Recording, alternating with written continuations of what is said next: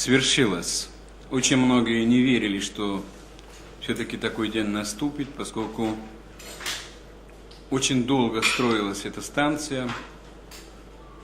Иранская общественность, иранское руководство практически уже были уверены в том, что эта станция, может быть, никогда не будет построена, завершена, поскольку все нормальные, разумные сроки строительства такого объекта были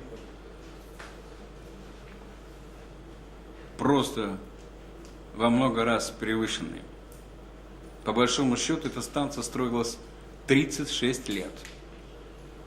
Из них последние 12 с участием российской стороны. Это действительно уникальный по своей сложности объект. Какое значение это имеет запуск Бушкирской АЭС для России? Первое. Это является самым, может быть, ярчайшим событием в истории советско-иранских и российско-иранских отношений. Были проекты разного рода: строительство металлургического завода, строительство мостов, тепловых электростанций. Были проекты еще меньшего уровня, но вот по своему масштабу и значимости это действительно уникальный проект, и Бушкирская АЭС является ядром всего ядерного комплекса Ирана. Второе. Запуск этой станции осуществлялся, и вообще эта станция строилась в обстановке сложнейшей геополитической обстановки вокруг Ирана. Несмотря на чудовищное давление со стороны Соединенных Штатов, стран Европейского Союза и стран мирового сообщества на Россию, по блокированию, замораживанию этого проекта, сам факт все-таки того, что Россия отстояла и закончила этот проект, говорит о том, что у России имеется собственная позиция. Россия обладает потенциалом ведения независимой политики.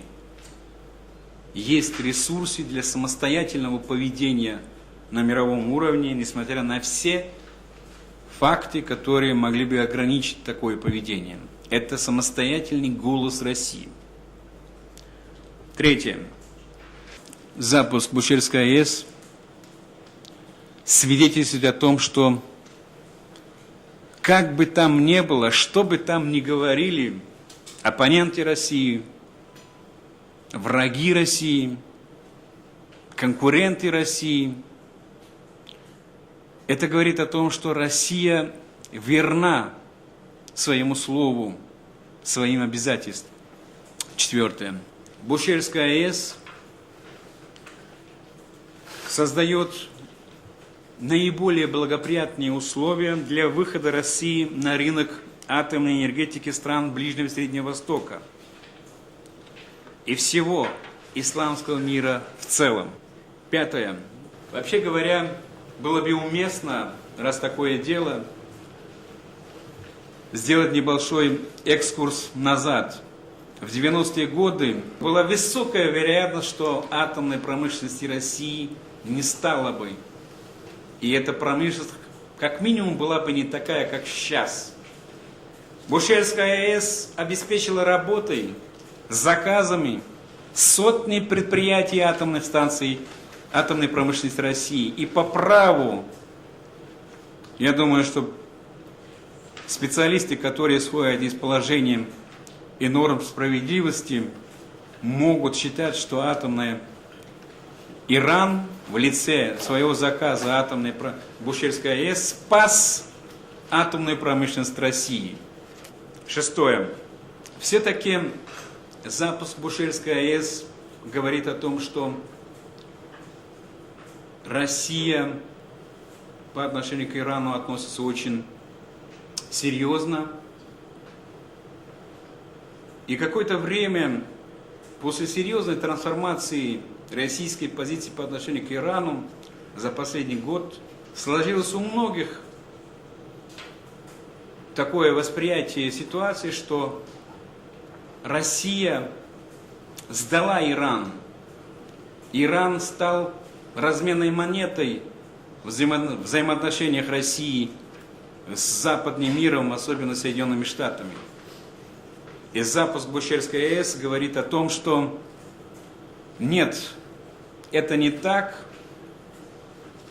Взаимоотношения и сохранение добрососедских, глубоких, близких стратегических отношений с Ираном отвечает в первую очередь интересам самой России, практически во всех сферах, не только в энергетической, военно-технической, торгово-экономических отношениях, но и практически во всех других отношениях. Запуск Бушерской атомной электростанции показал, что никакие катаклизмы, никакие события негативные, там, исламская революция в Иране, либеральная демократическая революция в нашей стране, никакие санкции, никакие даже распады государств не могут остановить поэтапного поступательного развития атомной энергетики. То есть технический прогресс, он продолжается вопреки всему. В условиях и в мире, когда наблюдается очень серьезный реванш архаики, когда человечество по многим позициям отступает назад, даже технологическим, подтверждение того, что технологический прогресс продолжается, стоит довольно дорого. Если говорить конкретно о Бушере, то это хороший результат. Российские специалисты показали, что могут решать очень сложные технологические задачи. Все понимают, что задержки вызваны не строителями, они вызваны политическими проблемами, и они вызваны организационными проблемами, потому что у нас отрасль трясли как буквально груша. Этот запуск показал, что несмотря на достаточно серьезное политическое давление, Россия все-таки может выполнять хотя бы некоторые свои обязательства. Ну да, С-300 мы не поставляем, но вот зато мы достроили электростанцию в Бушере. Это уже хорошо. Очень важно, что Бушер принципиально не допускает никакой военной компоненты. Что это исключительно мирная станция, которую технологически невозможно использовать ни в каких иных целях. Но переоценивать это не следует, потому что мы все знаем, что политика современного Запада, современных развитых стран, она, так сказать, опирается не столько на факты и разум, сколько на эмоции, ощущения, аллюзии и прочие вещи, так сказать, не связанные с конкретными событиями. Я не уверен, что надежды, которые высказывались даже некоторыми американскими официальными лицами о том, что запуск атомной электростанции в Бушере сделает невозможным нападение Запада на Иран, что эти надежды основаны на чем-то реальном. Да, действительно, вокруг Бушера живет около 200 тысяч человек, это населенный район, это не пустыня. Но, вы знаете, мы видим на практике, что на Ближнем Востоке, на Среднем Востоке человеческие жертвы страны Запада не останавливают. И я хотел бы зафиксировать, что праздник, который мы продолжаем переживать, и те позитивные события, о которых здесь было сказано Раджабом Саттаровичем, они не устраняют потенциальную угрозу удара по Ирану. Да, эта угроза снижается. Очень забавно изменилась риторика некоторых американских специалистов, даже официальных лиц. Если раньше они говорили, что атомная бомба может быть создана в 2011-2012 годах, теперь они говорят, что в ближайший год не может быть создана. То есть это уже напоминает подготовку к передвижению сроков. И это замечательно, потому что, как говорил еще Черчилль, большинству войн удалось избежать, просто отложив их.